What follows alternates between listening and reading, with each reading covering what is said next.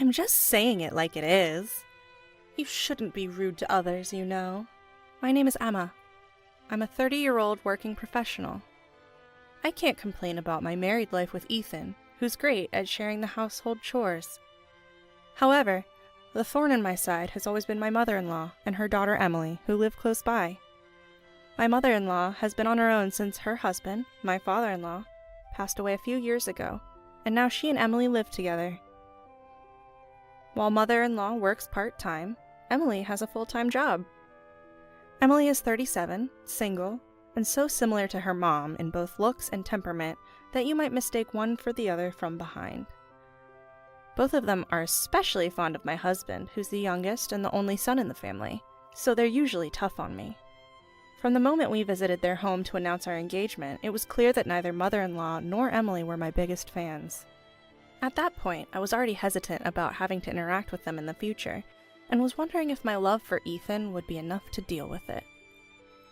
However, I took the plunge into marriage because Ethan promised to always be there for me. Right after we got married, it became a weekly ritual to visit the in-laws where mother-in-law and Emily would ignore me as if I didn't exist, all the while acting as if they were enjoying a perfect, family-only gathering. After enduring this for about 3 months, I had reached my breaking point. One day, I grabbed Ethan's arm and dragged him to the front door, shooting a glare at mother-in-law and Emily, who were following us, shouting. We left their house, and once we were safely away, I broke down in tears and told Ethan how deeply their actions were affecting me. Ethan, bless his heart, hadn't even noticed the emotional bullying because he's such a laid-back and carefree person. His attempts to placate me without understanding the core issues only made me angrier, and I gave him the silent treatment for the rest of the day. The next evening, Ethan came home late from work and immediately bowed his head in apology. Apparently, after discussing last night's events with his coworkers, they were unanimous in their disapproval and gave him a bit of scolding during lunch. He admitted that at first, he was surprised everyone was siding with me, but after listening to their opinions, he began to see that his mom and sister were indeed out of line.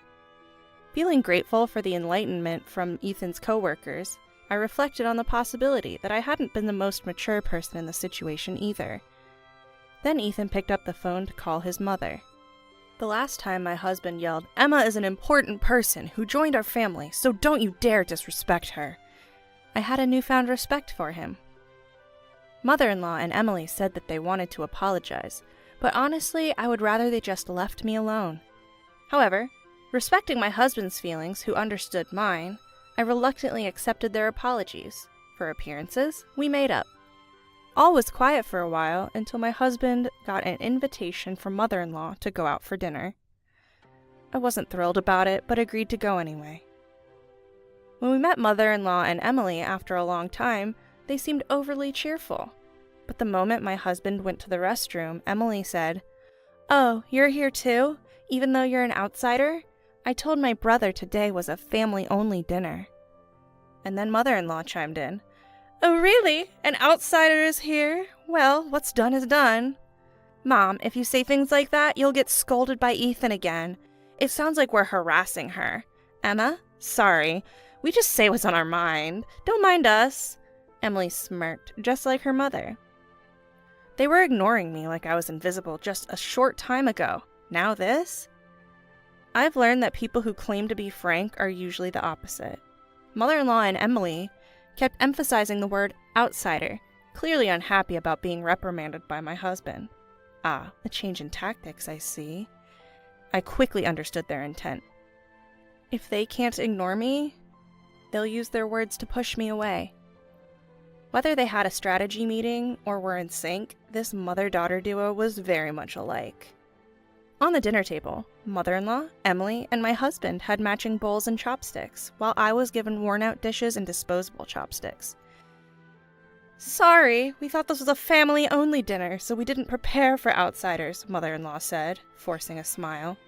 My husband sharply retorted, "Mom, did you forget to prepare for Emma, or is this intentional?"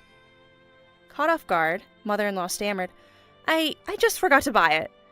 Quickly, Emily also apologized, but the moment my husband turned away, she glared at me.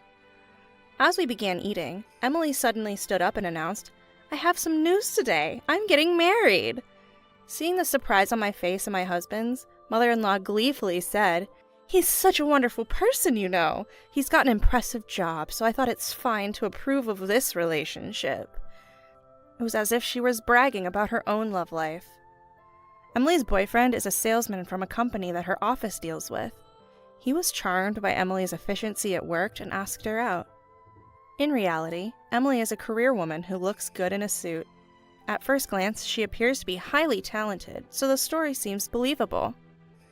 "I've never had issues getting married, you know," Emily continued. "It's just that my personality is so straightforward, almost masculine, that guys are intimidated by me. Oh, I'm so jealous of Emma. Emma is, you know, the type guys want to protect.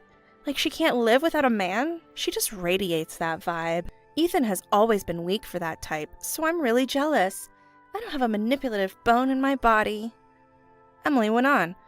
"He's the type who can see the real me, you know? He thinks I'm cool. Right, Mom?" "Absolutely," mother-in-law chimed in. "And besides, he's not the type to tattle on my son with paranoid accusations, so I can relax. When you get married, I'll move in with you, of course." As joyous and celebratory as they were, mother-in-law and Emily didn't miss a beat in belittling me. I was so taken aback that I was at a loss for words. Mother-in-law then added, "Our family is growing again. Ethan, you should come back too. Life is better when it's just family." Emily quickly replied, "Mom, that's terrible. But you, Ethan, and I can say anything because we're family. But Emma is an outsider. It's rude to say such things." To which mother-in-law also said, "You're right. It's rude to an outsider. Sorry." I was so frustrated I had to fight back tears. Just then, my husband calmly put down his chopsticks and muttered, "This family is messed up." He stood up, ignored mother-in-law and Emily who tried to follow us, left his parents' home, and put me in the car. Inside the car, my husband said, "I'm really sorry."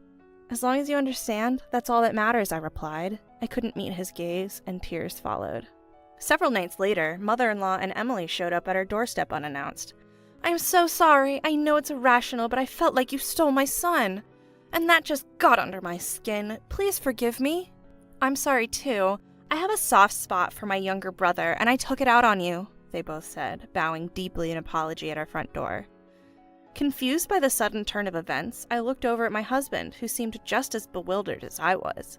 I couldn't shake the feeling that they had some ulterior motive, so I wasn't ready to forgive and forget so quickly. "If something like this happens again, I don't think I'll be able to forgive you," I warned them.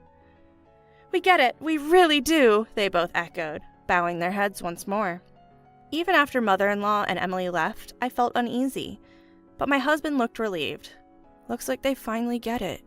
If only that were true. Maybe Emily's upcoming wedding changed her. Perhaps, once she's a daughter-in-law too, she'll get where I'm coming from and make an effort to get along. Trying to convince myself, I pushed down my lingering doubts. Turns out, all my concerns were unwarranted. Mother-in-law and Emily became noticeably nicer to me. When Emily introduced her fiancé, the dinner went off without a hitch. No passive-aggressive comments or anything. Her fiancé seemed as genuine as Emily claimed, a really good guy. Thinking her change of heart might be his influence, I genuinely celebrated her upcoming wedding.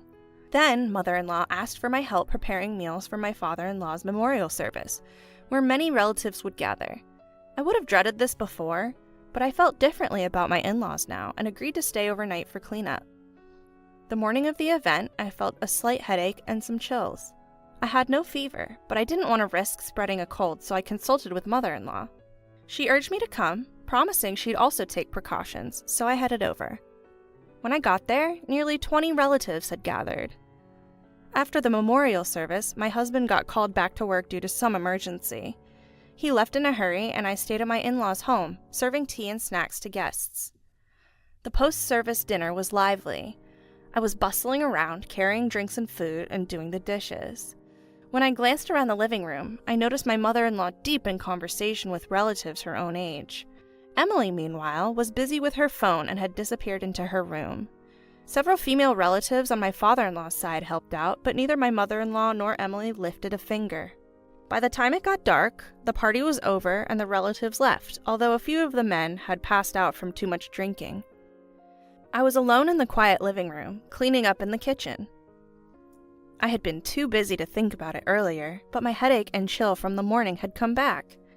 I started to feel dizzy and thought about calling it a night and going home. Just then, my mother-in-law and Emily came into the living room. The moment our eyes met, my mother-in-law said, "Oh, you're still here? You're not very efficient, are you?" She continued, "Well, why don't you just go home? You've been itching to leave, haven't you? The rest is family time. Ethan will be back soon, and we don't need outsiders like you around." "What do you mean?" As I asked, Emily started laughing. "You still don't get it, do you? You're just a maid here. How funny. Ethan is part of my and my mom's family, not yours. But hey, you've been entertaining. We'll call you again to be our maid." Confused by Emily's contradictions, I asked, "If I'm an outsider, then what does that make your fiancé?" Emily retorted, "What? He's family because I chose him. Just because you're not wanted here doesn't mean he's an outsider. Seriously? You're so clueless." Rolling her eyes, my mother-in-law chimed in, "We've told you you can go. Why don't you take those drunk guys with you on your way out?" She gestured with her hand as if shooing me away. This is the third time this has happened. I was livid, both at myself for being deceived twice, and at the two of them. The urge to throw whatever was close to me overwhelmed me. Yet, I was so dizzy I couldn't speak, and their mocking faces looked distorted. Feeling my body temperature rise rapidly, I stopped cleaning and stormed out of my in-laws' house. Only a few steps out, I started feeling extremely dizzy, and my knees gave out. I collapsed right there. That's when Susan, a neighbor I'd seen a few times, rushed over frantically. "Hey, are you okay?" She cradled me and spoke to me. In my fading consciousness, I muttered, "Please, mother-in-law, Emily, let me rest," and then blacked out. I thought I heard her scream, but then I lost consciousness and I don't remember what happened next. When I woke up, I was in a hospital bed. Susan had called an ambulance in a panic, and people from the neighborhood had gathered around my in-laws' house. Apparently, I had a fever close to 104 degrees Fahrenheit, and it was said that it could have been much worse had help arrived any later. Turning to my husband, who was crying by my bedside, I asked, "Who's your family?" And then I went back to sleep. After being discharged, my husband and I visited my in-laws' house at my request. I had made up my mind during my recovery.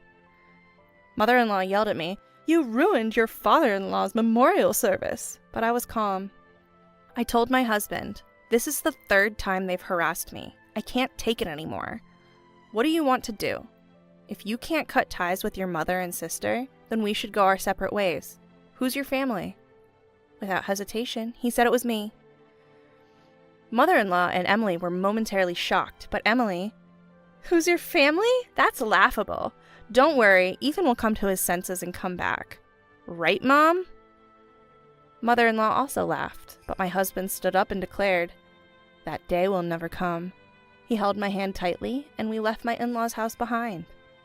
I went to Susan's house to thank her for taking care of me on the way home. On my way, everyone I met said, "Are you okay? You've been through a lot." For a moment, I was puzzled, but figured the incident must have created quite a stir in the neighborhood. Susan greeted me with a smile and eagerly shared some news. She told me that the moment I was taken away in the ambulance, rumors spread like wildfire about my in-laws being terrible people who were overworking their sick daughter-in-law. Now, nobody even greets my mother-in-law and Emily. "And guess what? The story that I saved your life has also spread. Isn't that something?" she said, laughing. From her tone and lively expression, I was certain she was the one who'd spread the rumors. She's probably recounting it like some kind of heroic tale. Actually, in that moment when I was losing consciousness, I felt like it was my only chance to expose mother-in-law and Emily. So I made my stand. The truth is, I simply left because they told me to, but since I was really sick, karma hit them in the most unexpected way. But in reality, they must have been really shocked when they saw me collapse in front of them, still wearing my apron. I felt immensely grateful towards Susan. Oddly enough, despite being ignored by the neighbors, mother-in-law and Emily seemed to act as if nothing had changed. I found it puzzling, but decided it didn't matter since I didn't need to understand them anymore. I thanked Susan and headed home. By the time I was feeling better, my husband suggested we move since we might continue to be harassed if we stayed close. I immediately agreed, happy with his decision. Just when I thought it was all over, something more surprising happened. As we were preparing for the move, the doorbell rang. Standing there was Emily's fiancé, bowing his head through the monitor. We invited him in. After taking a deep breath, he said that the engagement was off. Then he slowly began to explain why. Apparently, a few weeks after the memorial service, Emily visited his house in tears, claiming she was being misunderstood by the neighbors due to false accusations from her sister-in-law. And then, she and her mother moved into his place. Emily couldn't handle any household chores, leaving it all to her mother. But that wasn't the worst of it. My mother-in-law followed them around everywhere, constantly offering unsolicited advice while never contributing financially. She even planned to tag along on their honeymoon. It didn't stop there. Whenever Emily stepped away, her mother-in-law would make cutesy voices at her fiancé and cozy up to him. Fed up with their behavior, the fiancé called off the engagement. Initially, Emily and her mother-in-law threatened legal action. That's when the former fiancé of Emily's, David, stepped in. My parents did some digging, and it seems you've both been lying to me. If you're planning to sue, we will expose all your past behaviors in the appropriate setting. We will also talk to my brother and his wife, he said. Faced with this, Emily and her mother-in-law were at a loss for words. Hearing this story, I finally understood why they were so brazen that day. They probably thought getting married would absolve them of any of the local gossip. Emily had already quit her job, dreaming of a blissful married life. With the engagement off, she tried to get her job back. The company can't run without me, she often boasted, expecting a warm welcome. However, her return was flatly denied. This is what I heard from her coworkers, David continued. I had thought Emily was a high-achieving professional woman, but she was anything but. She made frequent mistakes and had no self-awareness, often blaming her colleagues. Pretending to be carefree, Emily often made insensitive remarks and was cruel to younger female staff behind their backs. When Emily showed up and asked for her job back, the victims spoke out one after another. A small Me Too movement erupted at the office, leading to Emily leaving the company in a fit of rage. After listening to the whole story, my husband said, "If your mother and sister are asking for compensation in the divorce case, I'll be happy to assist." But David immediately shook his head. No, I just came to say hello. I've heard you've been through a lot too. Glad you're doing better." We both deeply bowed our heads to David. Word around town is that mother-in-law and Emily are still living together in the same house, but apparently they're not getting along anymore. "Kicked out of the company, and you're still useless." "Trying to seduce my boyfriend, you old hag!" They're constantly yelling at each other, I hear. We'd finished our move and even changed our phone numbers, so we were relaxed, perhaps too much so. Suddenly, we heard that Emily showed up at my husband's office. It was during lunch break, so he took her to a nearby diner. Right as she sat down, she started complaining. "Moving without telling us? That's so unfair," and then began to badmouth me, mother-in-law, and her ex-fiancé. She even said, "I'm sick of that home, let me move in with you." Of course, he immediately refused. Emily persisted. "Emma just doesn't get it. I'm pretty easygoing. We'll understand each other eventually." To which my husband responded, "My family consists of Emma. You're an outsider." As Emily began to retort, looking frustrated, my husband interrupted, "If you show up again, I'll call the police. Tell your mother as well," and quickly left to go back to work. I was so relieved that my husband stood firm against Emily that I hugged him from behind without thinking.